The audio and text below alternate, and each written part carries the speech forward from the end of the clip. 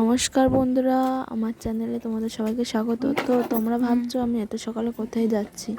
তো আজ যাব বাপের বাড়ি। তো বন্ধুরা, তোমরা হয়তো ভাববে আমি বাপের বাড়ি ঘুরতে যাচ্ছি, কিন্তু একদমই নয়। তো ওখান থেকে যাব কলকাতায়।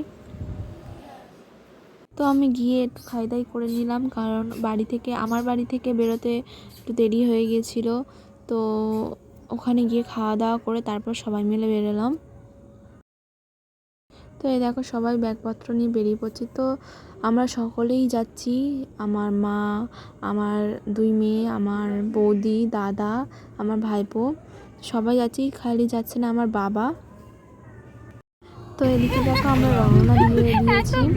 তো এদিকে আমার ভাইপো চুপচাপ একদম, ও বাইরে বেরোলে পুরো মেয়েদের মতন চুপচাপ হয়ে যায়। আর এদিকে আমার মেয়ে দেখো যেন বাসে যাচ্ছে, গাড়িটা কেমন করে ঘুরে আছে দেখো। আর আমরা এদিকে বলছি যে কলকাতায় গেলে লাগিয়ে দিয়ে দেবেন।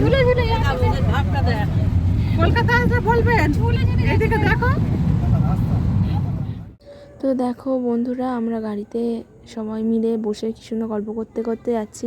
তো যাওয়ার কারণটা কি সেটাই তো তোমাদের বলা হলো না। আমরা যাচ্ছি আমার পলক, মানে তোমাদের পলকের ডাক্তারের কাছে। তো ডাক্তারের দেখানোর কারণটা হচ্ছে ওর আগে এইসব প্রবলেম ছিল না, এখন করে প্রচুর দেখা দিচ্ছে। প্রবলেমটা কিসে থেকে হচ্ছে সেটা আমরা কেউই বুঝতে পারছি না। ওর গ্যাস থেকে হচ্ছে না অন্য কোনো প্রবলেম আছে শরীরে, সেটা বুঝতে পারছি না। তো ওর ওরকম হাত পা দুবার এরকমই হয়েছে, হাত পা পুরো ডাং হয়ে গিয়েছে, কোনো সারা শব্দ নেই, চোখ পুরো একদম যেদিকে তাকাচ্ছে সেদিকে এক দৃষ্টিতে তাকিয়ে আছে, কোনো সারা শব্দ নেই। তো তার জন্য আমরা খুব ভয় পেয়ে গেছি। তো যেহেতু একবার হলে তাও মানতাম, দুবার হয়েছে তা আমরা কোনো রিস্ক নিচ্ছি না, তাই কলকাতা ভালো কথা দেখাতে নিয়ে যাচ্ছি। ডক্টরের চেম্বারে চলে এসেছি। ডক্টর অপূর্ব ঘোষ দেখানো হবে। তো আগে থেকে আমাদের ডক্টরের কাছ থেকে অ্যাপয়েন্টমেন্ট নেওয়া ছিল। তো বেশিক্ষণ সময় লাগেনি, আধ ঘন্টাও লাগেনি। আমরা খুব তাড়াতাড়ি ডাক্তার দেখিয়ে বেরিয়ে গিয়েছিলাম। তো যেহেতু কলকাতা যাচ্ছি আর কিছু না করলে হয়, তো ডক্টর দেখানোর পরে আমরা বেরিয়ে গিয়েছিলাম। তো আর একটা উদ্দেশ্য ছিল যে আমরা ওখানে গিয়ে নিউ মার্কেটে ঢুকবো। তো নিউ মার্কেটে চলো যাওয়া যাক। তো দেখো আমরা গাড়িতে আছি, এদিকে সায়েন্স সিটি দেখা যাচ্ছে আর কত বড় বড় বিল্ডিং। তো তোমাদের যেতে যেতে আরেকটা কথা বলে দিই, আমার এই ভিডিওটা বা কোনো ভিডিওতে যদি কোনো ভুল ত্রুটি হয়ে থাকে অবশ্যই ক্ষমা করে দিও, আর আমার পাশে থেকো। তো আমি চেষ্টা করব প্রতিদিন ভিডিও আপলোড করার। আমি একটু ছোটোখাটো ব্লগার এখন, তো তোমরা ভুল হলে অবশ্যই আমাকে জানিও। তো আমরা নিউ মার্কেটে শুধু যাব না, নিউ মার্কেটে হয়তো জামা প্যান্ট কী কিনবো জানি না, কিন্তু আমরা ঠিক করেছি গিয়ে সিলেদার্স থেকে জুতো কিনবো পুজোর। তো সামনেই তো পুজো, তো দেখা যাক সিলেদার্সে কতটা পরিমাণে ভিড়, আর নিউ মার্কেটটাও। তো নিউ মার্কেটের মধ্যে সিলেদার্সটা পড়ে।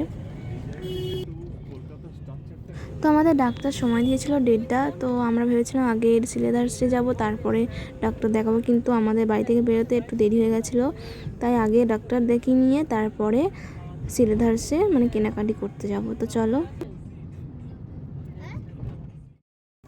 তো এদিকে দেখো কথা বলতে বলতে চলে এলাম সিলেদার্সে। তো এদিকে এখানে জুতো চোখ দেখে মানে দাঁড়িয়ে গিয়েছে। তো এদিকে আমার বড় মেয়ে বলছে ওই কারণেই আমি আসতে চাই না জুতো কিনতে বা কোনো জামা প্যান্ট কিনতে, আসলেই কোনটা নিয়ে ছেড়ে কোনটা নেবো কোনো কিছু ঠিক করতে পারি না।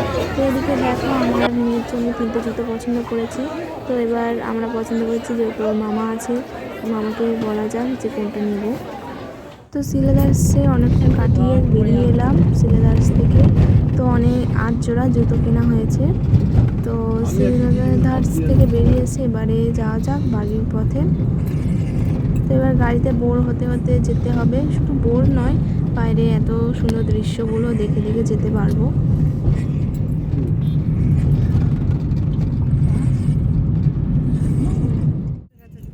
তো তারপর দেখো কি সুন্দর গাছপালা। তো এদিক থেকে দেখা যাচ্ছে ভিক্টোরিয়া। তো এই যে দেখো।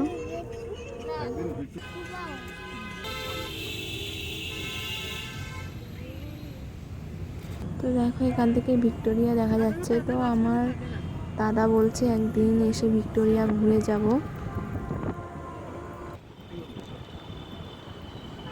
তো এদিকে দেখো বন্ধুরা কি সুন্দর গাছপালা দেখে দেখে যাচ্ছি। তো গাছপালা দেখতে খুব ভালোই লাগে। তো বাড়িতে যেতে এবার একটু সময় লাগবে। তো আজকে ভিডিওটা এতটাই পর্যন্ত, আবার পরের ভিডিও দেখা করব।